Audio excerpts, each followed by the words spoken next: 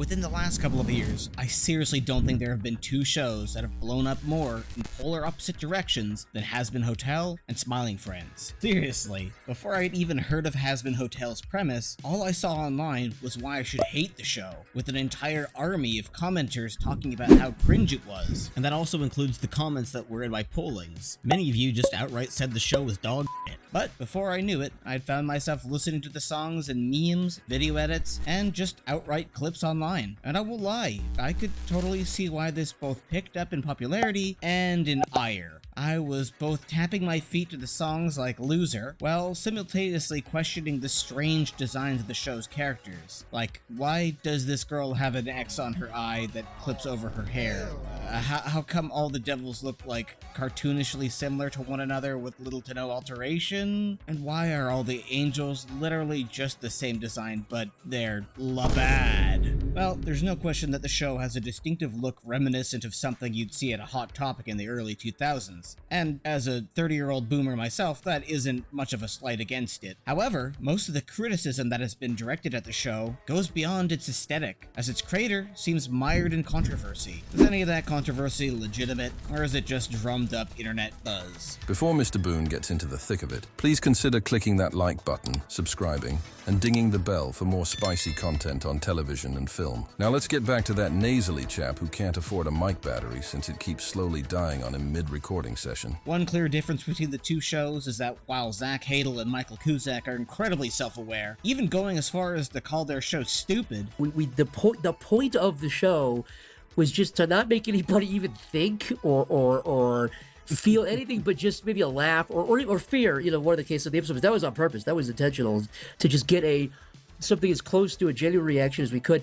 Vivzi Pop seems to lack this self-awareness that is key to a show's survival online. Unfortunately, as you'll come to see, she simply cannot help herself from responding to every criticism thrown her way, even the ones clearly baiting her into a rage. Yeah, remember the old adage, don't feed the troll? Well, she kinda just throws everything at the troll. If it weren't for the fact that she's clearly very, very, very rich off this show and many other shows she's done, she would likely become another lolcow online. But yeah, if you've been on the internet for long enough, you'll know that one way to absolutely derail any level of goodwill coming your way is by being defensive in response to criticism or feeding the trolls. I really think there should be a case study one day just on how two shows can be so vastly different in terms of how they're perceived online. As your standard dingus, I hardly even knew about this Vivzi Pop character or her show, but I was exposed to so much of the hate brigading that I didn't even have a chance to think if I liked it or not. To be honest, I have watched quite a bit of it, and it's not entirely for me, but I'm not here to bash its fan base. See, we can all have different tastes in things, and, not bully others in their tastes. Unless you don't like pineapple pizza, Nickelback, or candy corn. Come the f*** on, man, don't be that Reddit in life. That said, Hazbin clearly has its dedicated fan base that loves the show, or else it wouldn't even be as famous as it is. If not for its fans, it would likely blip out of existence faster than that Mr. Burcham show that literally no one likes. Not even the people they made it for. So yeah, that leads me to asking, what is it that makes everyone hate this show so much and love Smiling Friends? You couldn't escape any corner of the internet that didn't have Wembley memes. When Hazbin Hotel released, you couldn't avoid a single meme that wasn't bashing the show or its fan base for just existing. Well, to begin with, from what I could find, where Smiling Friends is a show that very clearly wears its heart on its sleeve for independent voice actors, artists, and the like, Hazbin Hotel, while starting with humble internet beginnings, decided to replace its lesser-known voice actors for a cast with well-known celebrities. And while I personally applaud the inclusion of The Arbiter and Dr. Facilier, because holy shit, I don't think Loser would hit as hard as it does without his bars, it is a bit sussy that Vivzi Pop really dropped all the talented voice actors that were a part of the show previously. So, this is an easy mark on the show for being a little bit off. Outside of recasting voice actors, what else makes the show so grating for some? Well, one other thing I noticed right away is definitely the over-reliance on the use of swear words. Love putting my name on shit. Watch your profanities. And while I'm not an anti-swear person, I can certainly see why this would annoy some. Even the most unbiased reviews like my own that I'd watched on the show had the same common critique. While yes, a show like Smiling Friends isn't afraid to throw an F-bomb once in a while, it's not something that's used as frivolously as Hazbin Hotel. For every swear word that Hazbin spams, Smiling Friends makes a strategic use of the swears. Each time the swear isn't heavily emphasized like they are in Hazbin, and often reflect a realistic fear or annoyance the character has.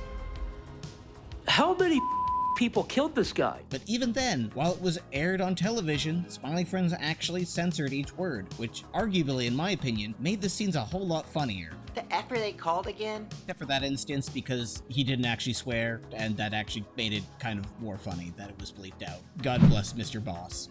Whereas Smiling Friends uses the swear words in the show sparsely, Hazbin's creator will constantly defend that this is a realistic way that the characters should talk. And while yes, of course, everybody in our day-to-day life swears, when you're watching a show, it does come off as a bit too much at times. That's just the magic of TV and movies. You don't always have to be applying realism to everything, because it just doesn't work that way. I mean, it certainly doesn't make the show funnier, if I'm being honest. What if the writer is attempting to create a story where nothing much happens?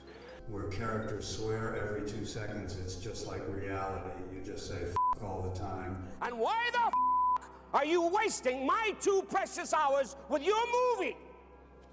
I don't have any use for it.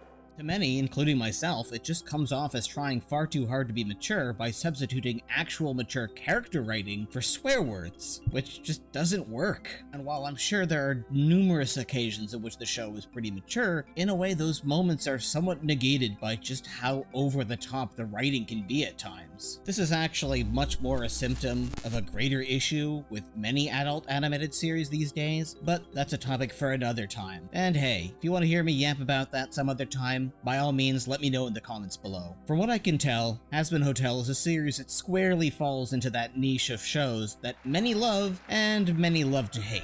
It's the kind of show that has all the makings of a great series, solid animations, interesting, perhaps overly cluttered designs, and some damn fun musical set pieces. But what ultimately holds it back is its creator and her incessant need to respond to criticism, making her an easy target online. In conjunction with this, the show is made for a highly specific demographic, which certainly is not the majority of the internet. Smiling Friends, however, is a show that's reverence for internet culture and understanding of its audience propelled it to becoming a show some say is the new Rick and Morty killer. I mean, if we're being honest here, Rick and Morty itself is really the only Rick and Morty killer of itself, but oh well. And though Zach and Michael have had their share of edgy content creation in the past, like Vivzi Pop has, they've since matured and shown that they can handle people's criticism online. Vivzi Pop herself has various allegations thrown her way, and while none of them truly stuck, she certainly doesn't help her case by being so vocal online. Whereas Zach and Michael remain reserved when addressing comments online, and remain within the public's good graces.